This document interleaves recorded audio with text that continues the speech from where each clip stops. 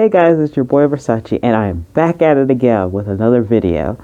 So, I was talking in the FWA con chat with some individuals, and I was telling them about my first con and how I was so glad I didn't have a fursuit for my first con because it would have just made things even more difficult. And I was telling them about the story, and I decided, you know what?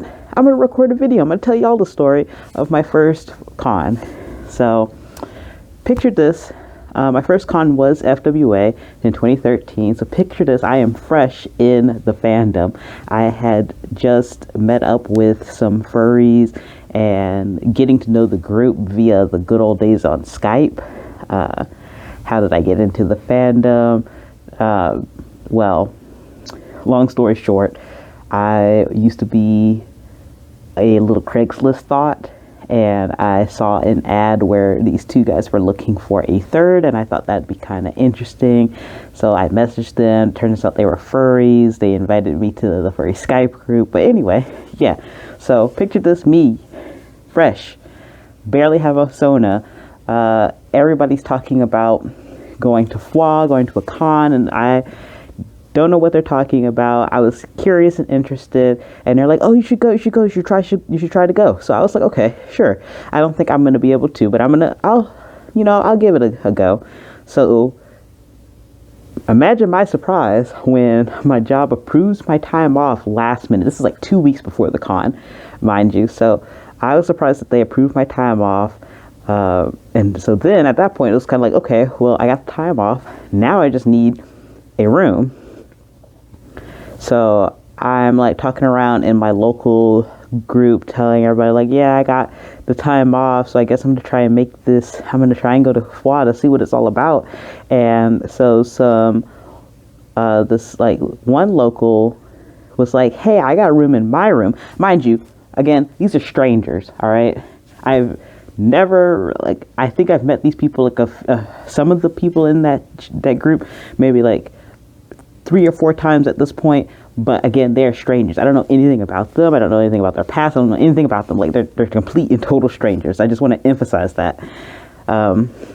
So they're like, yeah, I have room in our room. It's gonna be me and these other 4 people. So I was like, okay, I know you and the other person a little bit. So I'm just gonna, take this risk. I know y'all just well enough to feel like you're not gonna be serial killers and like Ted Bundy me. So, okay. So the 3 of us, me and the 2 people that I kind of knew from the local group, we, 2 of us, the 2 of them, I kind of already knew from like, being in the area. We were already in Columbia. I used to live in South Carolina at the time, so we were already in Columbia.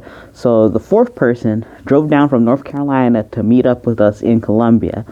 The 5th person of our group, they're all the way in Myrtle Beach.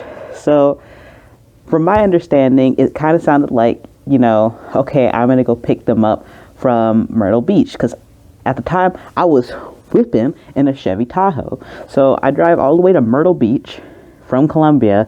It was like 2-hour drive to go pick them up. I get there and they're like, oh yeah, we could take my car. This individual drove a PT Cruiser. There is no way that all 5 of us were fitting into a PT Cruiser with our luggage. And like, just to paint an even better picture, I was the smallest person in the group. Not to say that there's anything wrong with people being, having a few extra pounds, but like do the math, do the measurements. We're not all about to fit into a PT Cruiser. So I'm like, no, I don't feel comfortable with that. I don't also want to leave my car here in Myrtle Beach and then have to come all the way back from Atlanta back to Myrtle Beach, then come pick my car up, you know, and then go back to Columbia after this con is over with. So I don't want to do that. So they put all of their luggage into my vehicle because, surprise, surprise, their luggage doesn't fit all into the trunk of the PT Cruiser. And I ended up driving with one of the individuals who's rooming with us, and everybody and the other three crammed into the PT Cruiser. So going there, they were flying the whole time. So we're having to go from Myrtle Beach to Atlanta. We had to drive back through Columbia to get there because that's just the route it took us through. And this is a 5-hour drive, almost 6 hours, but 5-hour drive. Okay, a pointless drive in my personal opinion, because if you were going to take your own car from Myrtle Beach, why didn't you just meet us in Columbia? Because we had to come back through Columbia anyway. So even if you wanted to like offer to like give us a ride, why did we have to come all the way to Myrtle Beach for you, this one individual? Anyway, going back through Columbia, my tire exploded. You know, shit happens. It is a road trip. You should be prepared for most of this stuff. So I had to pull over. Me and my passenger had to pull over. I had to like go into the Skype chat and be like, hey, can I get a hold of like, you know, this person's phone number, like the person who's driving in front of me. I don't want to use any names because like this isn't like a call out video or anything like that. It's just me telling what happened during my first con. So managed to get a hold of them, and they were like, because they were flying way ahead of me, and I was supposed to be like, you know, following them, but like a convoy kind of situation. So they had to take another exit, get off the exit, come all the way back down, get on back onto the interstate to find me to help me change my tire. Because again, this is a Chevy Tahoe. The tire was huge. I at the time was not hitting the gym. I had no upper body strength, so I wouldn't have been able to change that tire by myself. So, you know, they helped me change the tire. We hit the road. We start heading to Atlanta. It's about like 1 or 2 a.m. at this point when we pull up in front of the hotel. Again, I'm following them because I've never been to Atlanta. I've never been to this con. I didn't know where anything was at. The person driving in front of me was like, oh, I've been, you know, I know where I'm going, just follow me or whatever. So, you know, after the whole tire situation, they decided to slow down a little bit. But anyway, we get there. They pull up in front of the hotel, and they're talking to some guy outside of the hotel. And the guy is like, he leads us to a parking garage. So I don't think anything of it. We end up having to crash into another person's room because we thought our room wouldn't be ready. Turns out, I learned after the fact that, like, if you take anything away from this video, the FWA hotel, because it's in Atlanta, is a business hotel. So they're used to getting business people who are like flying in at, you know, on like red-eye flights and stuff like that. So, you know, if you have your room for that day, you can technically check in. I guess it would depend on the person working, you know, the front desk, if their customer service is adequate or not. But for the most part, you can check in if your room is booked for that day. Obviously, if you're trying to check in early and they have somebody already, you know, who was in that room before you, obviously you're not going to be able to check in. But you know what I mean. If the hotel isn't like fully occupied or anything like that. So it just kind of depends. But that's just what the front desk told me after the fact. But at the time, we didn't know that. I didn't know that. I'm new to, you know, going to a con. I've never really been in a hotel like that to begin with. Don't get me wrong, I did rent out a hotel, a motel, I should say, a motel room for my prom, my senior prom, but like that's a whole nother story. Anyway, so we ended up crashing in this other person's room for the first night because, again, it's like 2 a.m. We're exhausted. We don't think our room is ready or whatever. So we wake up, we get checked into our room, and we decide to go get breakfast. So we go down to the parking garage, and just in time because our cars were about to get towed. So let's recap about what happened. So apparently after we get like the whole car situation taken care of, move our cars to like the proper place, it turns out the person who was driving in front of me, who talked to the man outside of the hotel, I said, wasn't that guy hotel staff? I just thought that the, valet was full and he was telling us another place to go park at. And so I asked if this guy was hotel staff, and they were like, oh no, they're just a homeless guy saying that, that the parking lot was full and that we could go park over here, which the parking garage that we ended up parking in was a business parking garage. Like, it was next to the Con Hotel, so obviously I didn't think anything was amiss, but it was attached to the business above it. But again, it's in a building next to the Con Hotel, so I didn't think anything was amiss, and that's why we almost got towed. So I was like, what made you think that information should have been kept? Just because y'all in the front car knew what was going on does not mean that I knew what was going on. And also, this is just kind of like foreshadowing as to how the con was about to go for me babysitting, because a lot of people seem to not have any kind of common sense. You can't just room with anybody. I learned that the hard way. But anyway, we're gonna continue with the story because that's not where it ends at.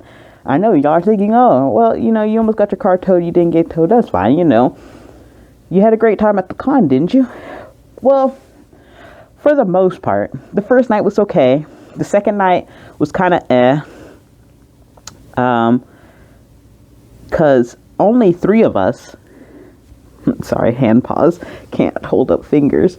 Only 3 of us out of the 5 of us that were staying in the room contributed to the financing of the room.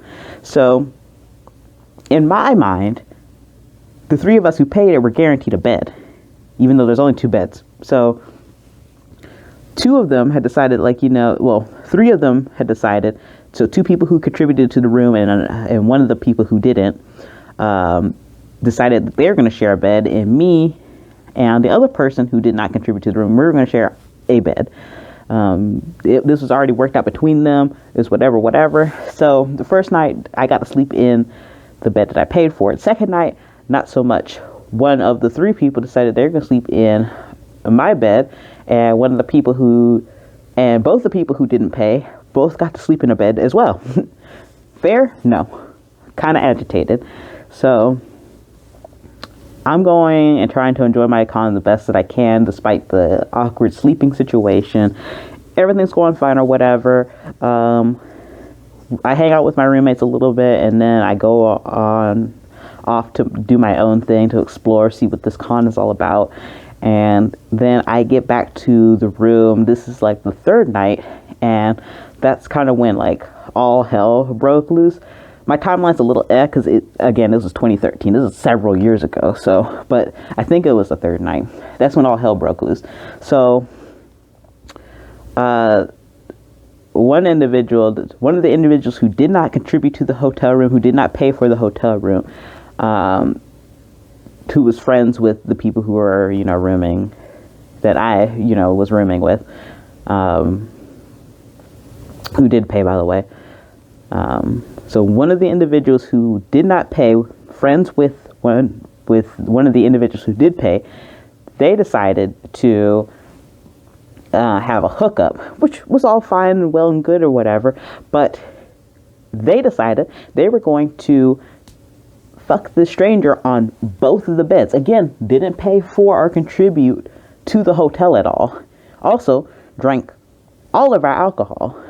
Mind you, I was a freshly minted 20-year-old at fall 2013, so it was kind of hard for me to get my hands on alcohol to begin with. So obviously, I was double mad. I was mad that they drank all my alcohol. You know how hard it was for me to get that alcohol in the first place. So whatever. So they were fucking in the bathroom when we came back to the hotel room, me and my roommates or whatever. And obviously we confronted the individual and they fucking blew up. They were like having a full-blown man baby tantrum. I haven't been laid in years, and the one time I tried to enjoy myself, all of y'all are like, making me feel like a horrible person. Like, bruh, we don't care that you haven't, gotten laid in the last few. We don't care that you're trying to fuck this dude, this random in our fucking hotel room. What we care about is the fact that you fucked in both of the beds. It would have been a whole different story if you and the people that y'all are sharing a bed with were cool. But when you start fucking in like my bed that I paid for and you ain't contribute, that's a whole different story. I don't care if you fucked in the bathroom. So why are you, getting all upset? You also drank all of our alcohol.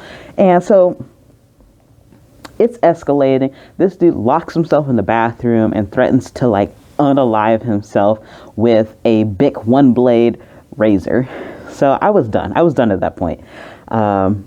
Luckily, some other people that I had hung out with at FWA heard what was going on and offered to let me crash in their room. And those individuals made my con a whole lot better. But if I had a fursuit in the mix, it'd been, luckily I had packed light. That's my saving grace. If I had like a whole bunch of shit to like move to a whole different hotel room, or because they were in an overflow hotel, well, not even like the con hotel, because FW doesn't really have an overflow hotel, but they were down the street. So if I had a fursuit to drag with me during that whole debacle, I would have been so fucking, I'd have been done. I don't even know if they would have let me, into their room if I had a bunch of this fucking baggage and shit that comes with having, a fursuit and like, obviously your other luggage. So luckily I had pack light for my first con because I didn't know what to really expect. But I guess the takeaway is, if you're rooming with people at a con,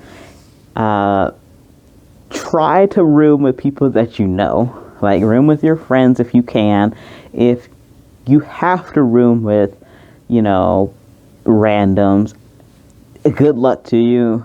Try to take this time before the con to try and get to know them as best as you can. Lay some boundaries and like a foundation and stuff like that to be like, hey, I'm not comfortable with XYZ happening, but I don't care if you do, ABC kind of thing.